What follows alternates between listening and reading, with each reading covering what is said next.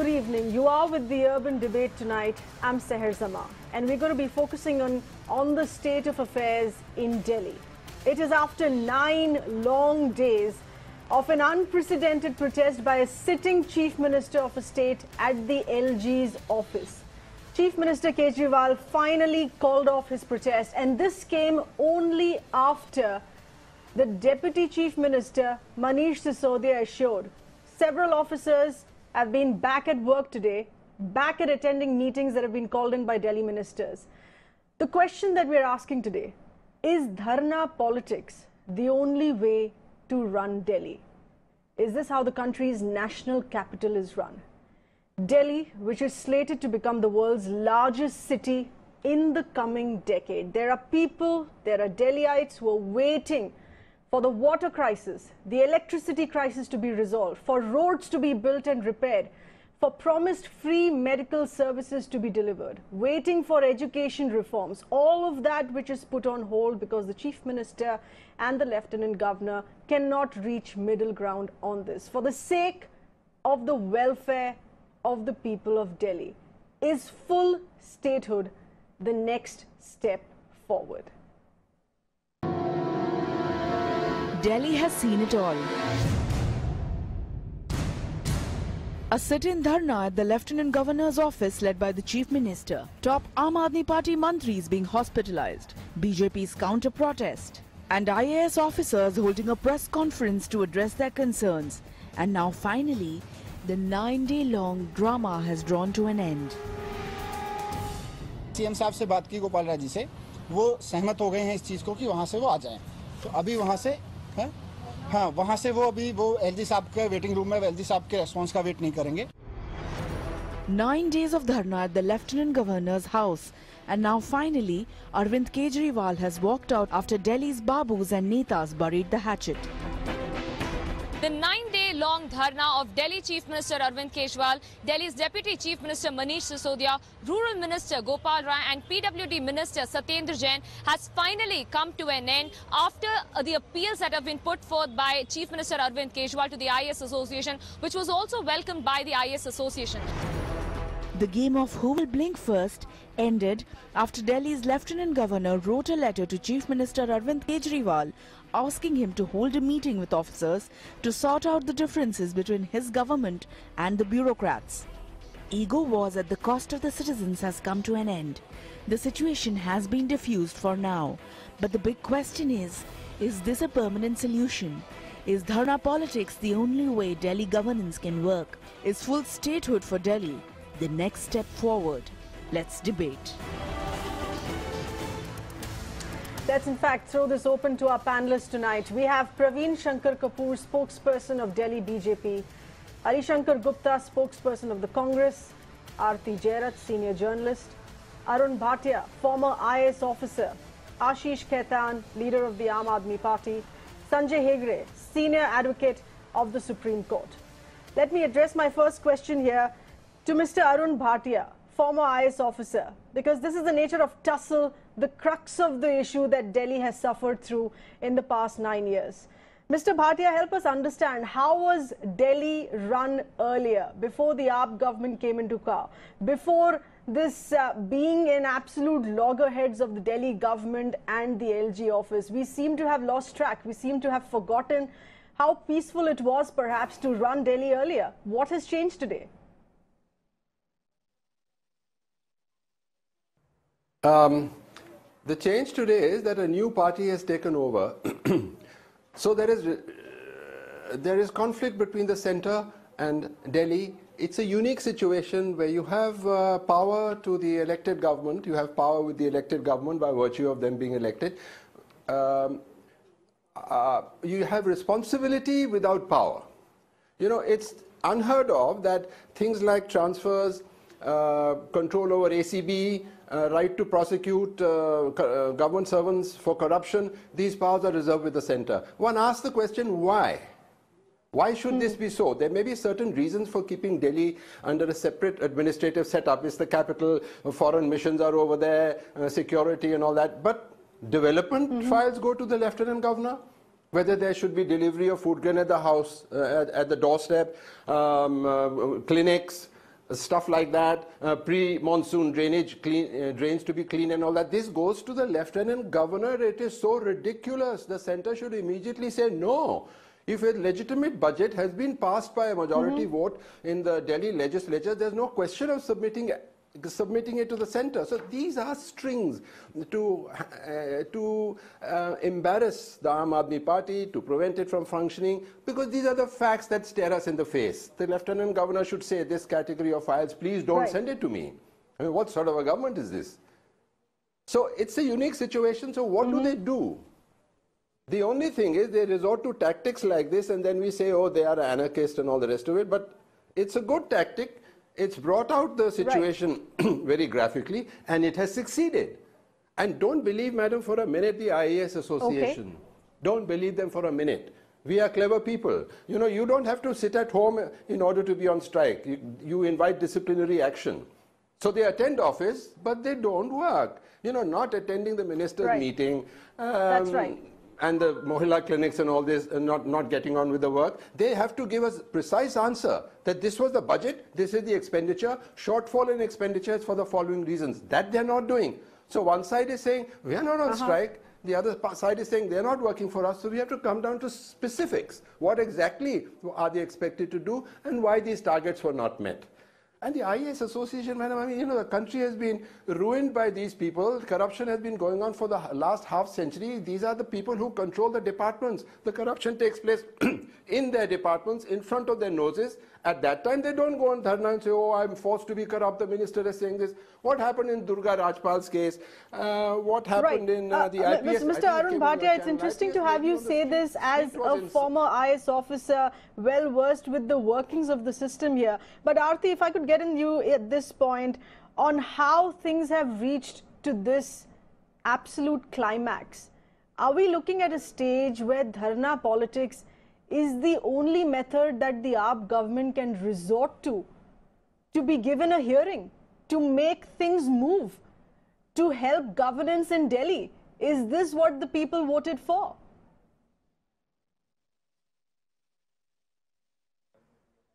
Is that question addressed to me? Yes, Aarti. Okay. Yeah, well, you know, given the end result of the 9 days of Dharna, it would seem the only reason, you know, this thing has ended with some kind of a resolution is because Arvind Kejriwal sat outside the Lieutenant Governor's, you know, office and refused to move. And he managed to rope in so many other opposition leaders and 4 opposition chief ministers on, and, you know, sort of escalated this into a debate on the protection of federalism in the country. And, you know, that's how he managed to, that's how he got a resolution to this crisis. Otherwise, the way things were going, it seemed there was no end in sight because the LG refused to budge, the Union Home Ministry refused to budge, you know, Arvind Kejriwal was refusing to budge. So who was going to resolve the impasse? It's now only when the centre stepped in and I obviously has told the LG that, you know, get a resolution going. Tell the IAS officers to meet with the Delhi Chief Minister and sort out their problems through dialogue. I mean, this should have been done 4 months ago when that whole fracas happened between, you know, Arvind Kejriwal and the Chief Secretary. Why wasn't it done 4 months ago? Why was the situation allowed to fester like this? Why did the LG not take action? And, you know, I mean, I think it was out of sheer frustration that Arvind Kejriwal did what he did because nobody was listening to him. Okay. Right. But Mr. Harishankar Gupta of the Congress, do you feel that this is temporary? We've seen the AAP government in Delhi and the LG office be at loggerheads ever since AAP came to power. It was a case when they had a short stint in 2014. It was a case when they were re-elected with a thumping majority in 2015, and this has continued. Are we looking at this as a temporary arrangement and perhaps there could be another clash waiting around the corner? You see, my understanding of the whole situation is quite different. Political drama of Arvind Kejriwal which is sheer politics only, has ended. Ultimately, it is a welcome situation. But the 9 days long dharna in Delhi was a sad moment for Delhiites. So many problems in Delhi Delhi people are suffering like anything: water crisis, electricity, pollution, and roads, education, everything was suffering. What was the need of staging a dharna in LG House? Because ultimately, Arvind Kejriwal today conceded that without saying sorry to bureaucrats, without saying sorry to those who have been manhandled and abused, were there, said sorry. Today also he said sorry to them. Ultimately, this would have been done 4 months before, when in the month of February, the chief secretary was called at 12 o'clock and he was manhandled by his MLAs. This is a funny situation. Okay, so you're calling this politics. There are several people in Delhi would say that Dharna politics has yielded results because you had the Deputy Chief Minister Manish Sisodia holding a string of meetings today, calling in those meetings and saying that you have the officers taking calls, you have the officers responding positively, you have the officers attending meetings. It is a positive sign. Their argument here being that this could not have been brought about if Kejriwal had not perhaps held that sit-in protest to bring focus to the dire states that we're looking at for the past 4 months. Let me get in Sanjay Hegre at this point. Sanjay, do you feel, and the reason why I'm asking this, on why this should be seen as temporary, because the two offices, the Chief Minister's office, the LG's office, have been at loggerheads far too long for the past 3 years. And the investigation on the original case, or whether or not a physical assault really did take place on the Chief Secretary at the Chief Minister's residence, the investigations on that are still on. The verdict on that still needs to be out. Do you think things are drastically going to change either way, once that case concludes?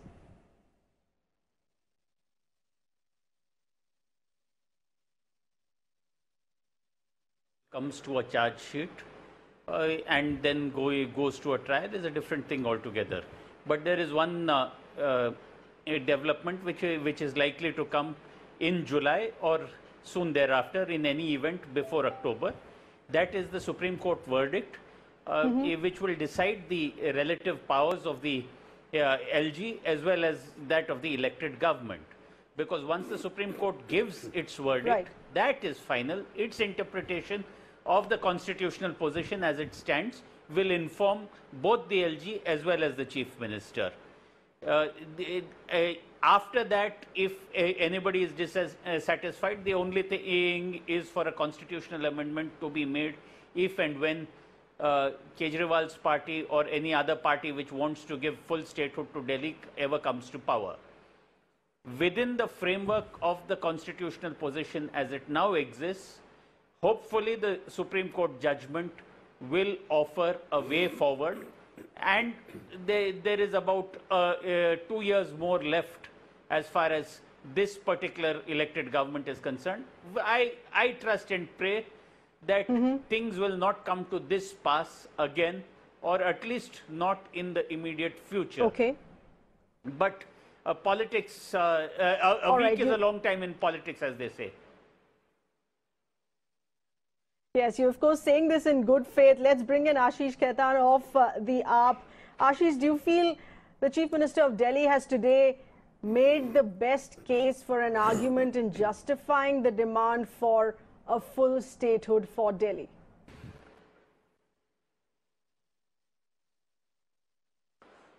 The demand for full statehood, the need and urgency for full statehood for Delhi, which has now grown to a population of 20 million and counting, which is a sprawling city with hundreds of unauthorized colonies and dozens of slums, I think has been made very categorically, unambiguously and convincingly today.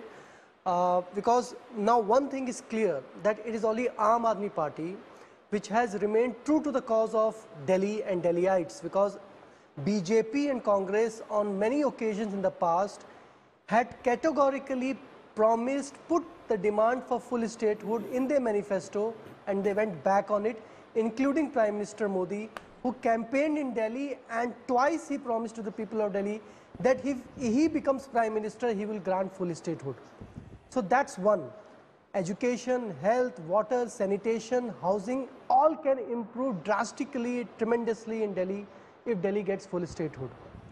In the interim, what Sanjay Hegde has pointed out, the people's mandate, the sovereignty of the Legislative Assembly of Delhi needs to be honored, which is that barring three subjects, which is law and order, police and land, which as of today lie with LG and the center. In all other subjects, health, education, sanitation, water, in all these subjects, it is the writ of the elected government which should run large. What is happening in Delhi over the last 3 years since Arvind Kejriwal became chief minister, that LG has been holding pocket veto. Arvind Kejriwal says that I want to build a school, LG says you cannot. Arvind Kejriwal says I want to build 1,000 mohalla clinics, LG says you cannot. That's not how 239 AA and the current constitutional scheme was designed. It's a complete perverse interpretation, and that's right. There are several projects, several proposals that have been put on hold. Okay, let's get in Praveen Shankar Kapoor, of the spokesperson of the BJP. Mr. Praveen Shankar Kapoor, why do you disagree? Do you disagree with the demand of full statehood? See, we were the first party which raised the demand of full statehood for Delhi. We were the first party. And it is... Right, but what changed? What changed in 2015 when you removed that from your election manifesto? Chief Minister Madan Lal Khurana, see, let me come to it. Due to the struggle of our Chief Minister Madan Lal Khurana, Delhi got a union territory status with an elected assembly. Earlier, we had a metropolitan council in Delhi. We achieved it. Thereafter, after our experiences in the governance, which we first got in 1996, thereafter in 1998, and now the present scenario, we have understood that Delhi being a union territory is better placed. People are better placed for getting development opportunities, job opportunities, everything.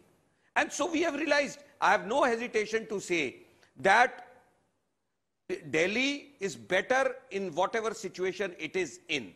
Secondly, as to Ashish Khaitan, I would like to tell him that whatever opportunity of Delhi getting full statehood were there to be explored under the constitution, you and your chief minister have damaged it all. No government, I don't say BJP government, no government, after seeing this experience, what you have been doing in the past 3 years, in fact, what you did it way back in January 2014. No, but you still haven't answered my question. What changed in the year 2015? If you were so proud of triggering the debate and doing groundwork and having the bill introduced in the central parliament, by the central government and parliament to call for full statehood for Delhi, what changed in 2014? Why did you pull out? Why did you pull that out of your manifesto? Today you're not in favor of full statehood, but today we're looking at a scenario where the LG's office is using his powers, as AAP says, even in areas that he shouldn't be. People of Delhi are well satisfied as they are. The only problem is, you are also there are so many panelists. So that is your presumption, Mr. Praveen Shankar Kapoor, that is your presumption that people of Delhi are satisfied with constantly having the CMO and the LG's office at loggerheads. In fact, we're going to be taking in our viewers who would be calling in as well on what they feel about this issue. Mr. Arun Bhatia, you wanted to step in on this. Is this the best possible scenario? Is this the best possible scenario that Delhiites need? Is this what Delhiites deserve? Is this why we come out and vote a party to a thumping majority to be facing this rubbish? Mr. Arun Bhatia. This is not rubbish. I object to your word. You being anchor should mind your words more than us panelists. There is no rubbish. All that is going on is that LG wants that this government abide by the constitutional mandate. This is not rubbish. Getting a thumping majority does not mean that Kejriwal has got a right to do whatever he wants. He cannot suppress the constitution of the country. No, but he does. The Delhi Chief Minister does have a right to go ahead and at least work for the development of the capital, for which the central government should also be helping. You cannot have the LG's office and the Chief Minister's office constantly at loggerheads. We got your point, Mr. Praveen. Let Mr. Arun Bhatia respond. This is not a shouting match. Let me make that very clear. Mr. Bhatia, please go ahead. I have no problem with your word, loggerheads. Yeah. No, you got a problem with everybody's word. Now let somebody else talk.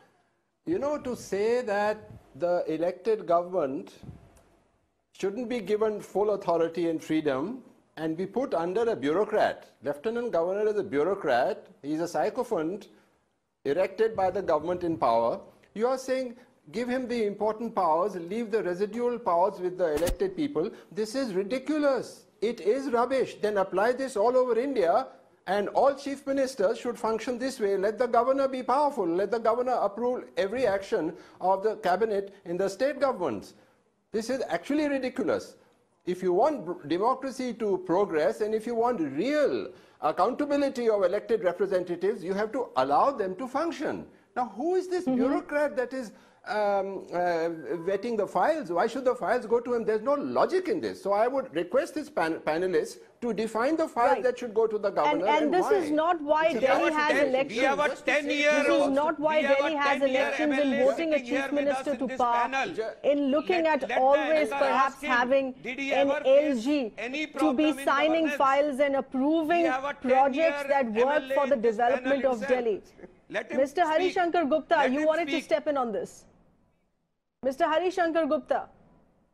Yeah, you see, was Mr. Bhatia is saying, I have to interfere. Mr. Bhatia is saying that elected government, like other states, they should be given this power. You see, before the election of 2015, Kejriwal and his party was actually with full knowledge of the fact that there is a limited power in Delhi, and there is a clear bifurcation of the powers between Lieutenant Governor and the elected government of Delhi. Moreover, the Supreme Court and the High Court has also cleared this. The power in Delhi vests with the Lieutenant Governor. So what remains then? So if you talk Delhi comparing other states at par, I think we are committing a big mistake. We are committing a big mistake. It was well known to everybody. If we are discussing this thing, we have every state is not equal to Delhi. Delhi has very limited power, and there is a clear bifurcation. Okay.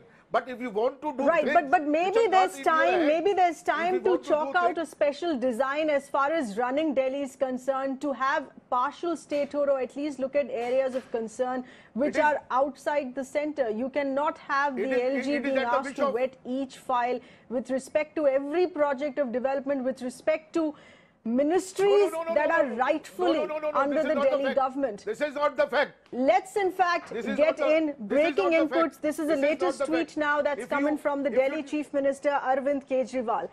Delhi Chief Minister, in his latest tweet there, is thanking all volunteers, and this is what he's tweeted out. I'm going to read out the exact text to that here, saying, I thank all volunteers, supporters, people of Delhi who've participated in this fight for democratic rights of Delhiites.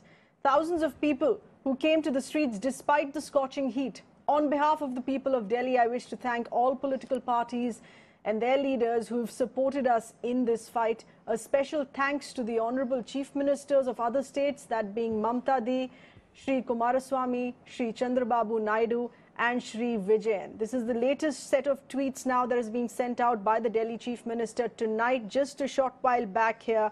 Aarti, if I could bring you in at this point. Do you feel that things would not have moved if it hadn't been such an embarrassment to have 4 chief ministers of other states come in asking for the Delhi Chief Minister here to be heard? Do you think that has made a huge difference?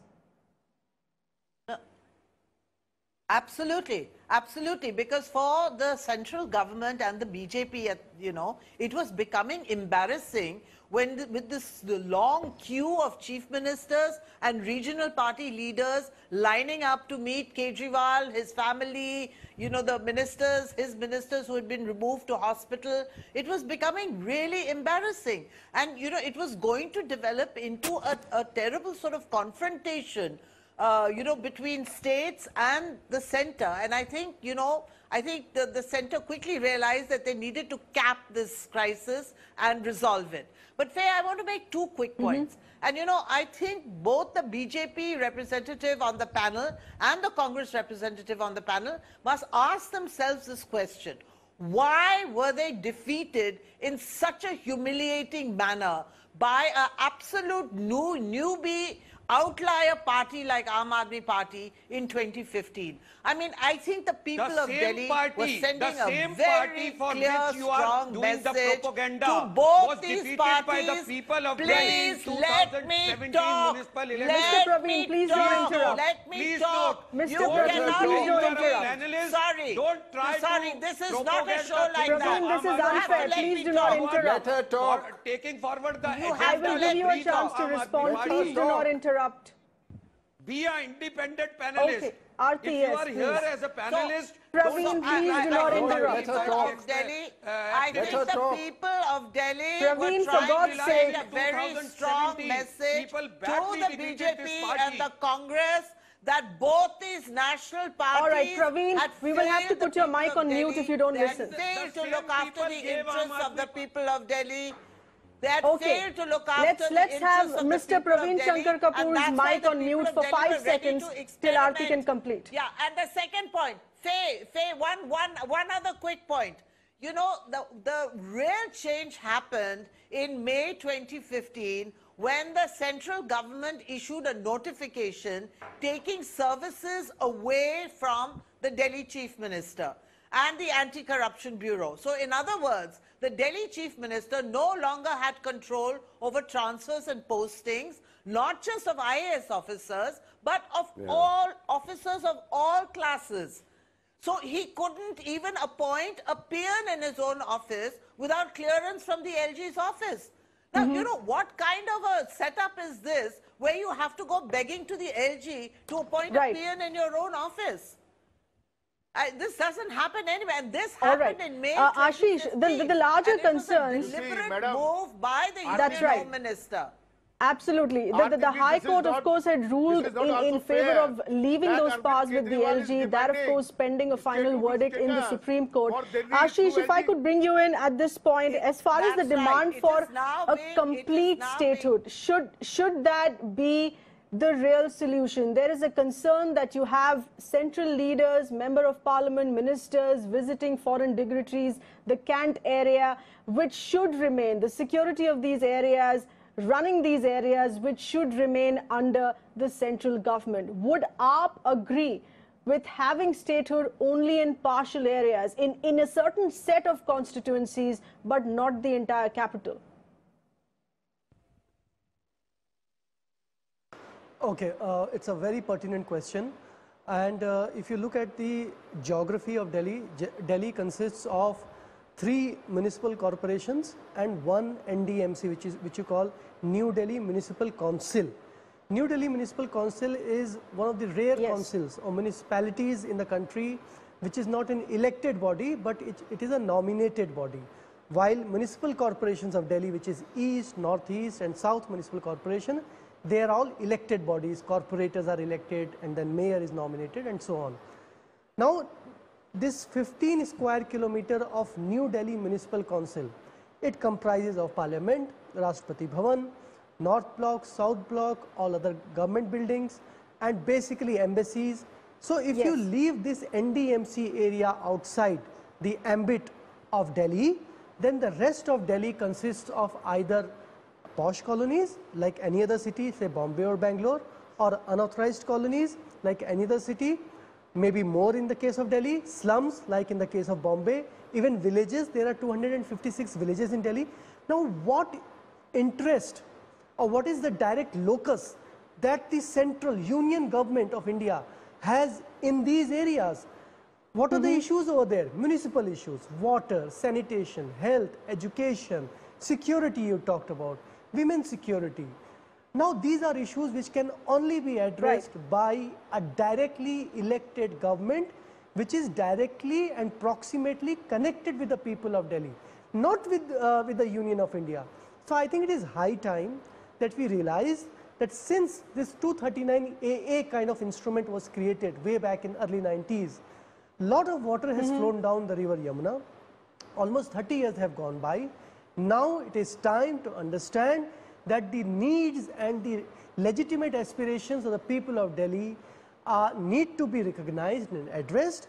Whichever party comes into power in Delhi, it can be AAP tomorrow, it can be Congress, BJP, should have the rights, should have the privilege, or should have the powers to adequately respond to these urban governance challenges. Now that's, I think, an issue which is at the core of the debate and which is also at the core of the public interest. That's right. In fact, we're going to be listening into those callers who would call in, perhaps being in agreement as far as running of Delhi is concerned, governance, there are areas that you can look at Delhi as you travel past and see how things, development at least, has been put on hold. Visible development there having been put on hold. Mr. Harishankar Gupta, would you agree with this? We ask for Delhi's statehood in constituencies which do not concern the Lutyens, the NDMC or the Kant area. You see, who is responsible for this situation? Mr. Kejriwal himself is responsible for the situation. He himself created this fuss. No. Mr. Harishankar, that was not my question. I do not want you to answer in blaming another party. I am asking, does the Congress agree with this demand? Of course, we have agreed before also. Statehood demand we have agreed before also. But in some way, this is not possible to give statehood to Delhi. And at many quarters, this has been discussed in detail. We have repeatedly asking for statehood to Delhi, but we understand and analyze that this is not possible at this moment of time. Statehood is not possible. Bifurcation of powers is very clear. Bifurcation of powers is very clear. What Lieutenant Governor has to do is clear. What Delhi government has to do is very clear. Then why you are asking those things from Lieutenant Governor which he cannot give to you? You are asking statehood from Lieutenant Governor. Is it right? Is it right that you are asking Lieutenant Governor to grant us statehood? You are asking for door delivery of ration. Mr. Arun Bhatia. This is not allowed. Mr. Arun Bhatia, why is it not possible? Why can't we look at examples internationally? You have Canberra, Pretoria, Washington DC, Brasilia, who've set this example with exclusive rights and running of the area by the central government. Why is it not possible in Delhi? It's possible, ma'am. My friend on the panel is arguing like Lord Mountbatten, inko zyada democracy mat dijiye. Now, the whole country is being run according to a certain pattern. So the same pattern can be applied to Delhi. If you feel that foreign embassies are located you must understand, Delhi is not a state. Delhi is not a state, Mr. Bhatia. No, you let me talk. In that term. No, you let me talk. You let me talk. You let me talk. आप comment कर रहे हैं. आप comment कर रहे हैं. Let me आप finish. Comment कर रहे हैं. Come on. Mr. Harishankar, I would request you, please. Let's look at an alternative view. We are looking at an alternative view because we've seen how for the past 3 years there is this constant back and forth between the Chief Minister and the LG, and Delhiites would like to avoid that scenario. Mr. Bhatia, please go ahead. So ma'am, what you can do is, yes, if I really believe that the law and order is not a special concern, but let us concede this point. There are foreign consulates in Bombay also. Anyway, because of the presence of people from other countries in India, trade delegations, foreign, whatever, representatives and all that, you have, let the police handle that. Okay, give the security of embassies to the central government, patrolling, security, whatever it is, those functions, law and order, give it to the central government. No, nobody has any objection. You can't keep going back to the constitution and saying, you know, this is what the constitution says, because we have to understand as educated people that is wrong. Today it is irrelevant. You can't give half power and reserve the other half and say, well, you know, that's in the constitution. So you rubbish that section, demolish that section, and this is now comes down to specifics. Certain specific functions you give the central government. That's right. The rest you keep with the elected representatives. It's not difficult Absolutely. at all. These amendments are possible. It is already there. And it is time. It is time to move ahead and be thinking along those lines. Let's get in our caller. We have Abhishek from Law Delhi. and order. And Abhishek from Delhi, please go ahead. It is with the center.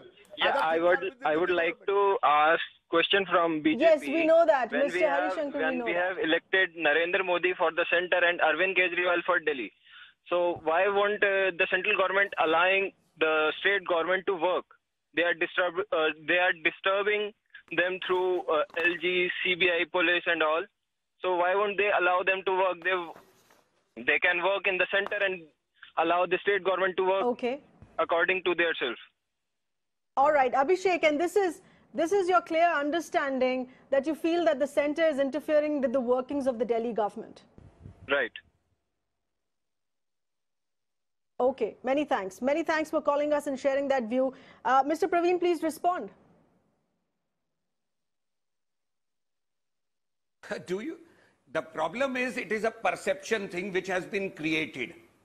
Nobody is stopping, my friend, nobody is stopping Arvind Kejriwal to work. If he is agreeable to work within the mandate of the constitutional provisions, working under which, from 1947 to till Arvind Kejriwal came on the scene, the governments have developed Delhi. It is just because of the Naxal attitude of Arvind Kejriwal, where he does not want to abide by the constitution, the problem has come. And as for Ashish Khaitan... No, but Mr. Praveen, is this really a perception? Because there are a list of proposals rightfully that the Chief Minister should have a right to go ahead. No, there are a list of proposals that are rejected. There are a list of proposals that are pending. This is pertaining to health department. This is with respect to food. This is with respect to education. You have medical provisions and facilities that need to be provided to the people of Delhi, which are put on hold. There is transport issues which are being obstructed because the LG has outright rejected that. Is this really a perception? Ashish, would you like to step in at this point? The health insurance scheme which has been rejected, the doorstep delivery of ration, which was also part of the latest sit-in protest by Arvind Kejriwal, reconstitution of the DTC board, that is still pending. Ashish, would you like to correct the record on this? Is this just a perception? Because we would also like to respect the view of our caller with his understanding that it is very clear that the LG's office through the centre is interfering in the workings of the Delhi government. I would like to add a slew of a few other projects which are pending or which have been objected to by the office of LG, which is CCTV. Because there was a plan to install CCTV cameras in and around all the dialogue with the officials, and that is what he has said today in the communique. Small lanes of unauthorized colonies, and that project has also been installed by LG. Doorstep delivery of ration, because everybody knows that fair price shops know the whole story of CCTV. So you know the whole story of CCTV. The proposal of the doorstep ration came when 4 lakh bogus ration cards made by Kejriwal and company got exposed. And the panelists before me, they have made 4 lakh bogus ration cards in Delhi during last 3 years. Okay, you have Mr. Praveen Shankar alleging corruption system. Ashish, there are also a string of allegations with respect to the AAP government here. There are allegations of corruption. There are also allegations here that you have the AAP government sitting on funds and not facilitating their expenditure for projects, for work that needs to be done. You are facilitating them. You are giving repeated opportunities to them, and you are not giving me opportunity to defend properly. Okay, I'm going to be coming to you, Praveen, in just a bit. Ashish, please complete your point. Yeah. See, they have actually perfected a strategy, and I'll tell you what has been their strategy.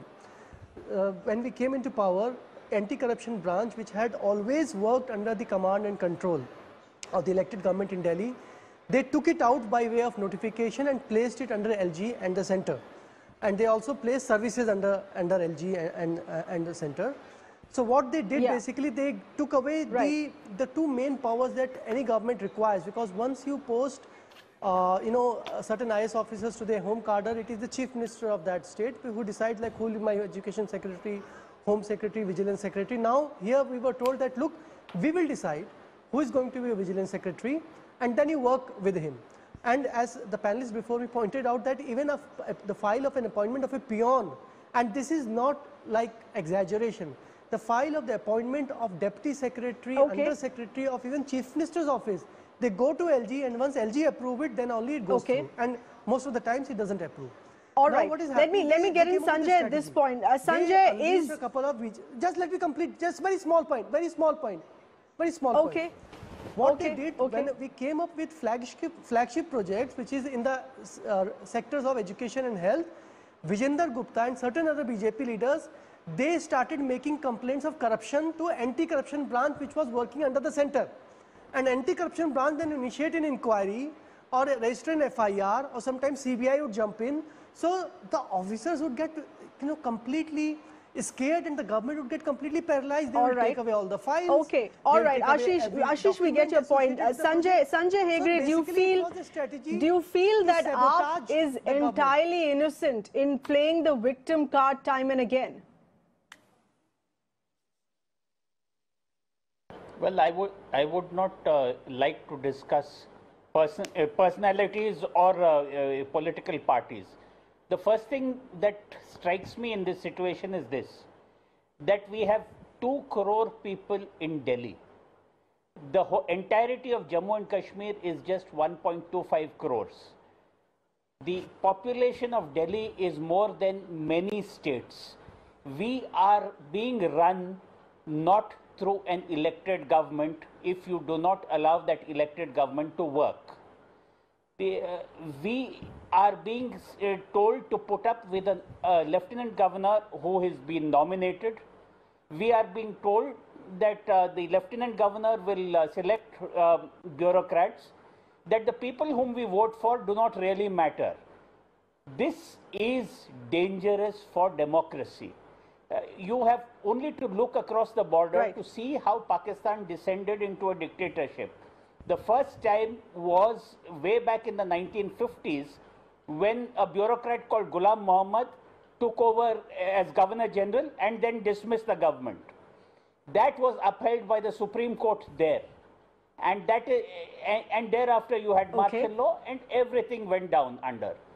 I really think that we failed to understand the lessons of history and constitutional history especially.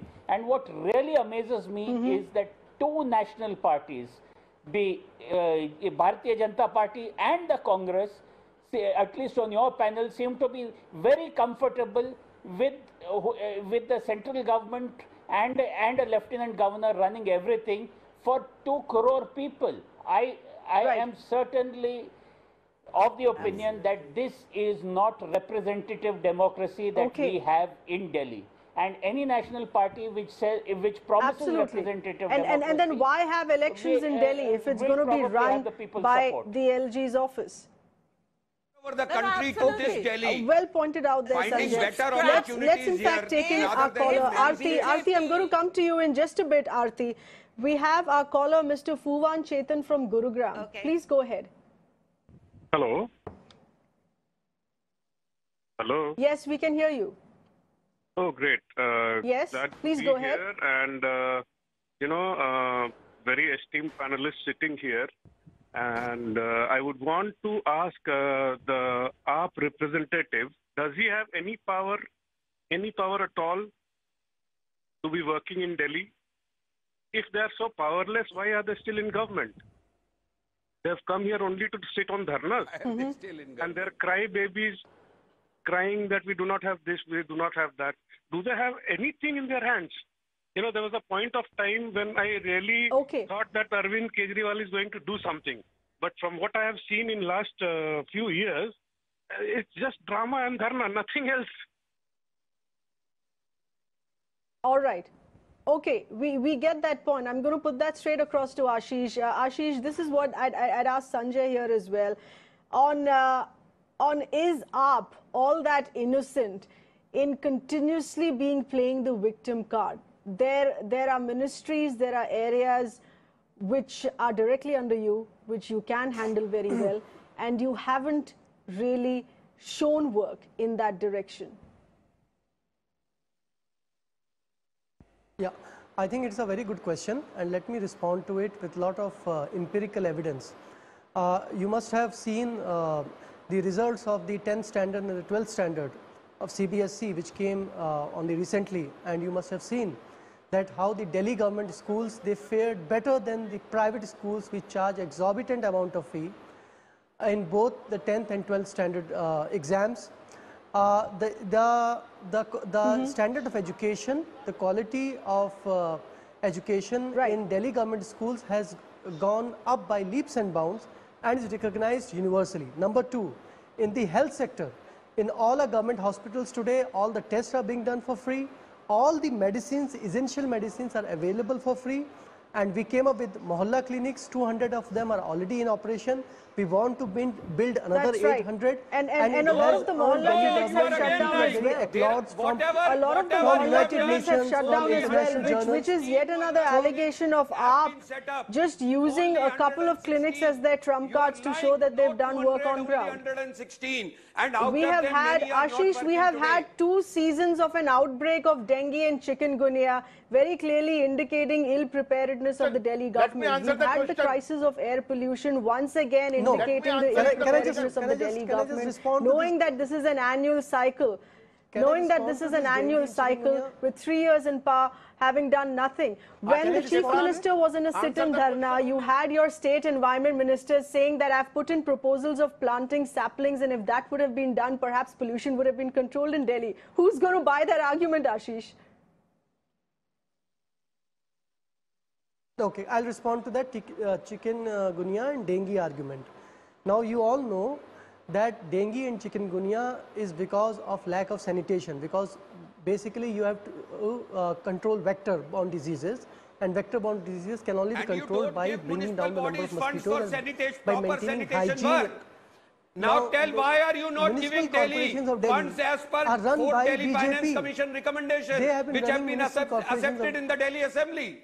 For the last 15 years. No, but you have the Delhi government to release those funds. Ashish, the Delhi government has those funds to be released. Municipal Corporation funds as per 4 Delhi Finance Corporation. This is not true.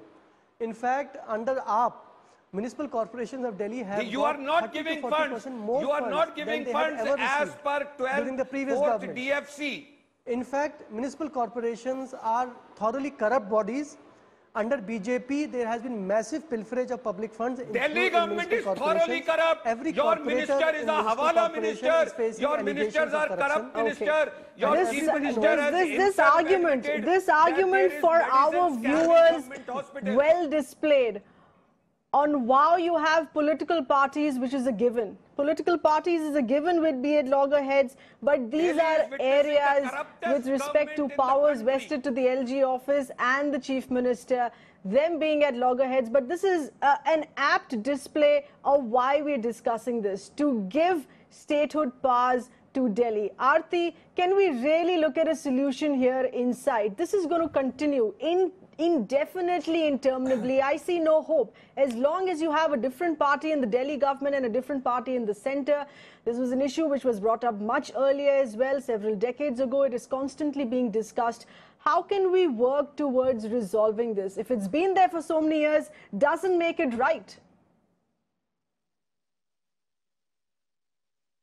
No, absolutely not. You know, I hope that when the Supreme Court judgment comes, I mean, it's long overdue. I hope that that judgment will shed some clarity.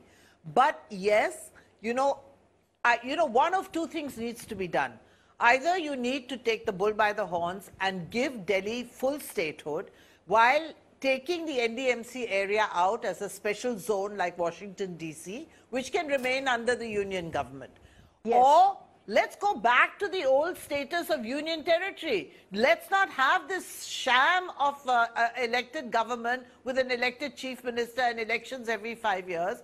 And it's proving to be a complete sham because you don't have proper powers and you don't let this elected government function properly. So in which case, let it be an honest to God union territory the way Chandigarh is, and let it be administered by the Home Ministry. So, you know, you have to do one or the other. You can't have this halfway house that we have in Delhi, where you have three layers of authority. You have the LG, you have the chief minister, you have the municipal corporation, and you know, and everybody keeps passing the buck on to the other person. I mean, you know, at the end of the day, this is your capital city. There is a municipal body. It is your showpiece to the world. It is your showpiece to the world. And you know, we are looking. I mean, can you imagine all these foreign missions? You know, Obama had to bring his own oxygen tanks to deal with the polluted air in Delhi. I mean, is that not embarrassing and humiliating for us as a nation? But, absolutely. But is getting a statehood and assurance toward pollution-free Delhi? Is getting a statehood and assurance toward no, why not? Things would be moving, files would be moving, work would be done.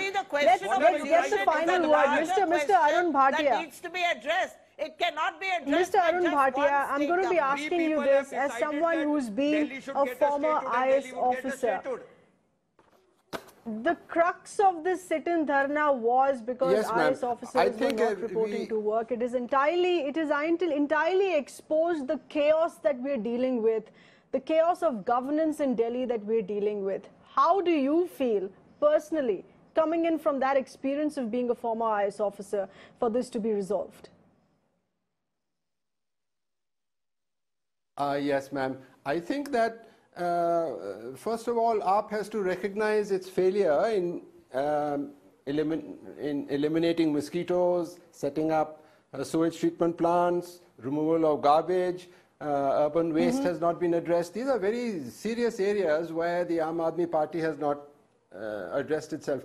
So, having said that, you see, democracy is not the best system. We all know that. Plato was the first to say that 1,000 years ago. So it's not that if you set up a democratic system, everything will turn into gold. But given the systems at our command today, you have to give full authority to the ACP, to the Aam Aadmi Party. You know, it's ridiculous because one of the first planks of the Aam Aadmi Party was, we will remove corruption. And then you take away the ACB, you hamstring them, you take away the ACB and says, all right, now let's see how you remove corruption. How can you expect a government to work? You know, actually it's waste of public money to prop up a government like that and not allow it to work. So, and let us be very clear that the Lieutenant Governor is not an independent authority. He's not meant to be an independent authority. He's the representative of the central government. This is what our federal polity is all about. So I think AAP must recognize its failures. Absolutely. But we have to give them full power with responsibility. Even this keeping this, you know, 2 crore point was very well brought out, madam, by one of the panelists, that, you know, you are depriving 2 crore people of democratic rights. It's not just such a small matter. Yes, that was put across by Sanjay Hegre. On that note, I'm afraid I'll have to leave it at that. Appreciate all our panelists for being with us tonight and thrashing this out, because it is for the sake of the people of Delhi, 2 crore people, as Sanjay indicated there. So let's at least agree with this tonight, that Delhiites, people who came out in full force to elect a party to a thumping majority in the Delhi Assembly, Delhi deserves better. There is nothing which is impossible about realizing the demand for giving Delhi statehood. Chalk out constituencies that are to remain for the centre, chalk out areas that are to remain for the centre for the sake of security, of central ministers, member of parliaments, visiting dignitaries and the Kant area. But let's not have the rest of Delhi suffer with this ad hoc style of governance. Let's take inspiration from other global cities, examples that have been set in, exclusively being run by the centre. There's Canberra, there's Pretoria, there's Washington, D.C. There's no dearth of examples to be taking lessons from Chief Minister Kejriwal, Lieutenant Governor Anil Bajal, Prime Minister Modi. Let's make this happen for the sake of Delhi, our national capital, the city that we love so much. Thanks for being with us tonight.